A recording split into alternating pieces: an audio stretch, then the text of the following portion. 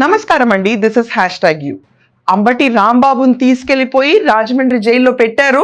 అతని సేఫ్టీ కోసం గుంటూరు పోలీస్ స్టేషన్లో అతన్ని కాపాడడం మా వల్ల కాదని చెప్పి పోలీసులు కూడా చేతులు ఎత్తేసిన తర్వాత అంబటి రాంబాబుని తీసుకెళ్లి జైల్లో పెట్టారు. 14 రోజులు రిమాండ్ విధించారు.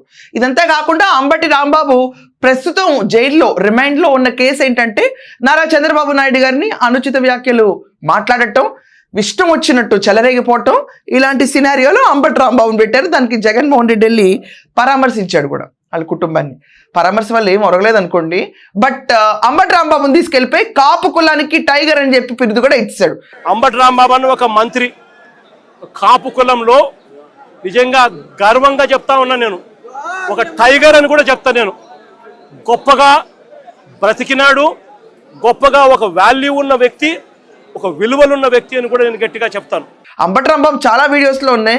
కాపుల గురించి నాకు పెద్ద ఇంప్రెషన్ లేదన్నట్టుగా మాట్లాడడం, కాపు కులం గురించి ఆయన లీడర్ కూడా ఆయన ఒప్పుకోడు. బేసికలీ ఆయన సొంత అల్లులందరినీ కంబారం చేసుకున్న ఆయన కాపు కుల టైగర్ అని చెప్పి అంబటి రాంబాబు గురించి జగన్మోహన్ రెడ్డి చేసిన వ్యాఖ్యలైన తర్వాత ప్రతి ఒక్కరికి నవ్వాగలేదు. బట్ ఎనీవేస్, అసలు ట్విస్ట్ ఏంటంటే అంబటి రాంబాబు పైన మరో కేసు దాఖలు చేశారు. ఇప్పుడు ఏంటంటే మనం ఒకసారి చూసుకుంటే పీపీపీ అండ్ ప్రైవేటైజేషన్ మెడికల్ కాలేజీల విషయం పైన అరే సవ్యంగా వెళ్తుంది బాబు, ఇక్కడ ఏ ప్రాబ్లం లేదు అన్న అంబటి రాంబాబు జగన్మోహన్ రెడ్డి ఇచ్చిన పిలుపుతో ఆ రోజు చెలరేగిపోయి బయటకు వచ్చి ఇష్టం వచ్చినట్టు పోలీస్ ఆర్డర్స్ని కూడా బేఖాతరు చేసి బయటకు వచ్చి జనాలను రెచ్చగొట్టే ప్రయత్నం చేస్తున్నప్పుడు అతనికి నోటీసులు వస్తూనే ఉన్నాయి. కానీ అవన్నీ ఇప్పుడు ఏమనేవాడంటే, నోటీసులు ఎందుకు నాకు ఇంటికి వచ్చి అర్ధరాత్రి పైన ఇంటికి ఇస్తారు, 1 గంటకి ఇస్తారు, నన్ను పిలవండి, నేను పోలీస్ స్టేషన్కి వస్తాను, నన్ను అరెస్ట్ చేసుకోవచ్చు అని చెప్పేవాడు. నేను చాలా సందర్భాల్లో చెప్పా, నన్ను అరెస్ట్ చేయదలుచుకున్నా, నోటీస్ ఇవ్వదలుచుకున్నా మీరు రావాల్సిన అవసరం లేదు. You call me, I will come to police station. నేను ఐఎమ్ లా ఒబైడింగ్ సిటిజన్ నేను. కాబట్టి మీరు నోటీస్ ఇచ్చినా తీసుకుంటాను, లేదా అరెస్ట్ చేసినా అరెస్ట్ అవుతాను. మీరు లా అండ్ ఆర్డర్ కాపాడండి. ఒక బాధ్యత కలిగినటువంటి పౌరులుగా, ఈ రాష్ట్రాన్ని పరిపాలించినటువంటి ఒక రాజకీయ పార్టీగా, ఒక మాజీ మంత్రిగా మేము ఏదైనా చేస్తే మా మీద కేసు పెట్టండి అబ్బా, we will face into the court. ఆ సీన్ అతను ఏదైతే విజువలైజ్ చేశాడో అంబటి రాంబాబుకి ఈరోజు అది మొత్తానికి అది సఫలీకృతమైంది.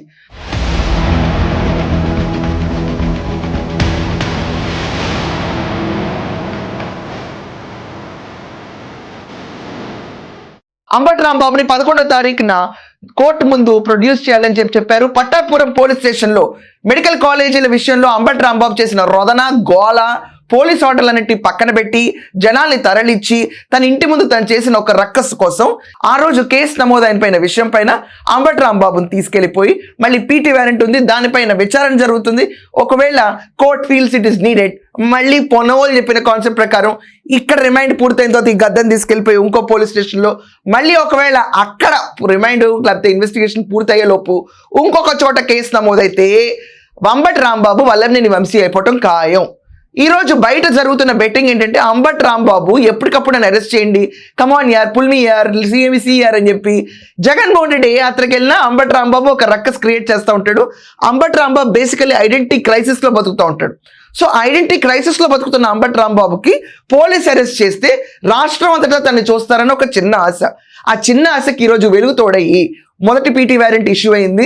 అతని పైన ఇప్పుడు విచారణ జరుగుతుంది. ఒకవేళ కోర్టు ఎస్ సబబు ఈ క్యాండిడేట్ ఇక్కడి నుంచి హ్యాండ్ ఓవర్ చేయొచ్చు అనుకుంటే పోసానిని బయటకు ఎలా తీసుకొచ్చారో మళ్ళీ ఎలా తీసుకెళ్ళిపోయేవాళ్ళు, అదే రీతిలో అంబటి రాంబాబుని ఈ రిమైండ్ గడువు పూర్తయిన వెంటనే మళ్ళీ ఇంకో చోట తీసుకెళ్తారు. అంబటి రాంబాబు పైన ఇప్పటికే 20 కేసులు పైగా నమోదైనవి.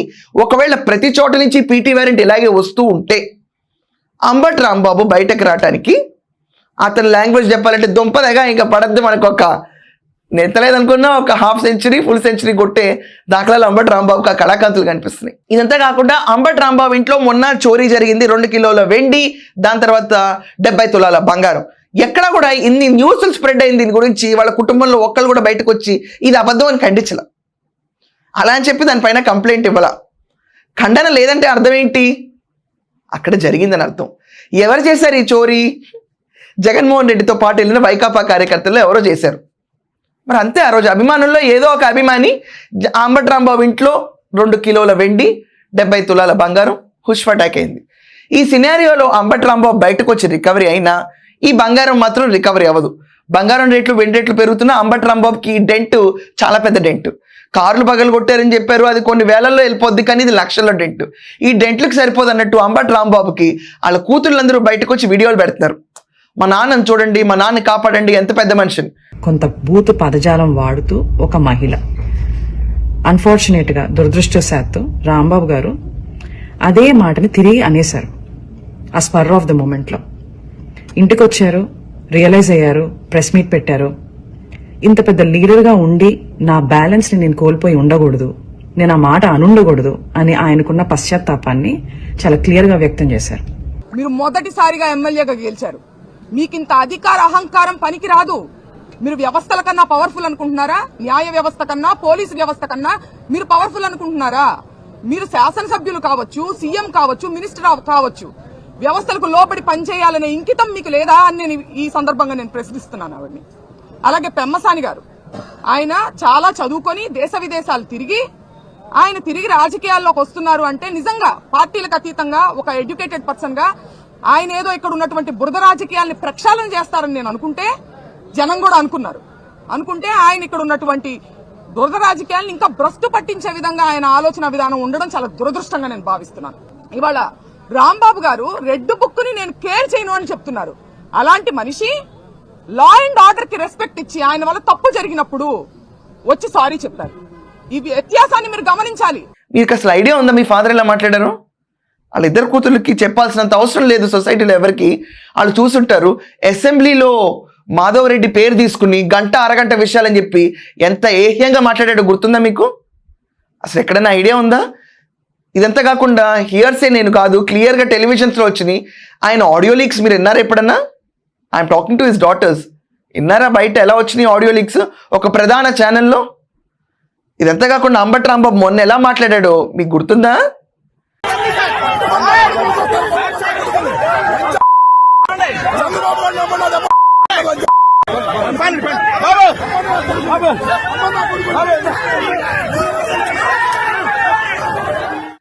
ప్రతిసారి నన్ను అరెస్ట్ చేయని రెచ్చగొట్టే వైఖరి అంబటి రాంబాబుది ఎలా ఉంటుందో మీకు తెలుసా? ఇదంతా కాకుండా మొన్న చంద్రబాబు నాయుడు గారు నన్ను మాట్లాడినాడు కదా కూర్చుని, అవి మీకు చాలా బాగున్నాయా? క్యూట్గా అనిపిస్తున్నాయా? చాలా పద్ధతైన వ్యక్తిలాగా కనిపిస్తున్నాడు మీ ఫాదర్ ఈరోజు? నేను frankly speaking, you being ladies బయటకు వచ్చి your father is a father, undeniably that's a fact. కానీ బయటకు వచ్చి సీరియస్లీ అతని పైన కూర్చొని మీరు వారేవా ఇంత గొప్ప మనిషి ఇతను అన్నట్టు మాట్లాడితే, గంట అరగంట కబుర్లు, నారా భువనేశ్వర్ గారి గురించి మాట్లాడిన వ్యాఖ్యలు, మీ ఫాదర్ ఏజ్ కంటే పెద్ద అయిన చంద్రబాబు నాయుడు గారు వాళ్ళందరి గురించి మాట్లాడినప్పుడు మీరు ఎక్కడ మీ ఫాదర్ని దులపలేదా?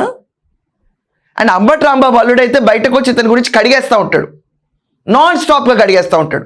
రాష్ట్రంలో ఈరోజు కాపు కుల మద్దతు అంతా అంబటి రాంబాబుకి వెళ్తుందని చెప్పి ర్యాలీలు కూడా తీశారు. కానీ యాక్చువల్గా ఎవరు అసలు ఇతని వల్ల ఇంత చీలికి కూడా రావట్లేదని అనలైజ్ చేసి పక్కన పడేశారు. అంబటి రాంబాబు అరెస్ట్ని ఒక కాపు కులానికి జరిగిన అన్యాయం కింద ఎన్కేస్ చేద్దామని వైసీపీ చూసింది. ఆ ఎఫర్ట్ కూడా అట్టర్గా ఫెయిల్ అయిపోయింది. అట్టర్గా ఫెయిల్ అవడంతో ఇంకా అంబటి రాంబాబు తన ఫేట్తో తను ఫైట్ చేసుకుంటూ కూర్చోవాలి తప్ప జగన్మోహన్ రెడ్డికి ఎక్కడ పనికిరానప్పుడు అంబటి రాంబాబు గురించి పరామర్శ తప్ప ఇంకోసారి పట్టించుకోడు. ఇది ఫ్యాక్ట్. ఈరోజు మనం అర్థం చేసుకుంటే కూటమిలో పవన్ కళ్యాణ్ గారు ఉన్నప్పుడు కాపు కులం గురించి రెచ్చగొట్టి దాంట్లో చీలికలు తీసుకొచ్చేద్దాము అని చెప్పి కులం పైన కులం కార్డు వాడుకుంటా దాడి చేద్దామని డిసైడ్ అయ్యారు. మొన్నటికి మొన్న కొంతమంది కాపు కుల అడ్వకేట్లు, కాపు కుల నాయకులు కొంతమంది అంబటి రాంబాబు ఇంటికి వెళ్తున్నారని, కానీ విజువల్స్ ఎక్కడ కనపడలా. కానీ దీనివల్ల నిజంగా కాపు కులం అనుకుందంటే అంబటి రాంబాబే కాపు కులాన్ని గురించి చాలాసార్లు మాట్లాడాడు. ఇంత గొప్పగా మాట్లాడలా. ఇతన్ని కాపుకులం టైగర్ అంటే ఎవరు నమ్ముకుంటారు? ఎవరు నమ్మరు. It will be a spoof material. So ఈ రోజున అంబటి పరిస్థితికి 10 పీటీ వ్యారెంట్లు వచ్చినా కాపు కులంలో చీలిక మాత్రం వైసీపీకి ఎక్కడ బెనిఫిట్ అవ్వదు.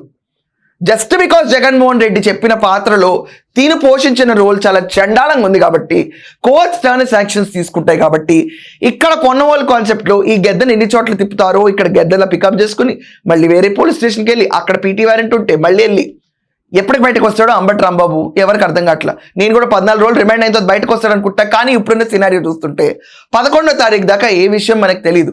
11 కోర్టులో వాదనలు అయిన తర్వాత ఒకవేళ ఇతన్ని హ్యాండ్ ఓవర్ చేయాలనుకుంటే కనుక పట్టాపురం పోలీస్ స్టేషన్లో నమోదైన కేసు, మెడికల్ కాలేజీల పీపీపీ అండ్ ప్రైవేటైజేషన్ అడ్డుకున్న అంబటి రాంబాబు చేసిన నిరసనలు, చేసిన రచ్చ రక్కసు గోల గురించి అతని పైన యాక్షన్ తీసుకుంటే ఇప్పుడిప్పుడే అంబటి రాంబాబు బయటకు రాడు అండ్ జగన్మోహన్ రెడ్డి ఈ ఓదార్పు తర్వాత మళ్ళీ వాళ్ళ ఇంటికి కూడా వెళ్ళడు. ఇదండి మ్యాటర్. సో మీ అందరి దృష్టిలో అంబటి రాంబాబు ఎన్ని రోజుల్లో బయటకు వస్తాడు? ఇది ఖచ్చితంగా మీరు కమెంట్స్లో మెన్షన్ చేయాలి. అండ్ ఇంకా అంబటి రాంబాబు పైన కేసులు పెరుగుతూ ఉంటాయా లేకపోతే ఉన్న కేసులతో సరిపెడతారు? ఇది కూడా ఖచ్చితంగా కమెంట్స్ ఒపీనియన్ మెన్షన్ చేయండి. That's all for now. Thank you.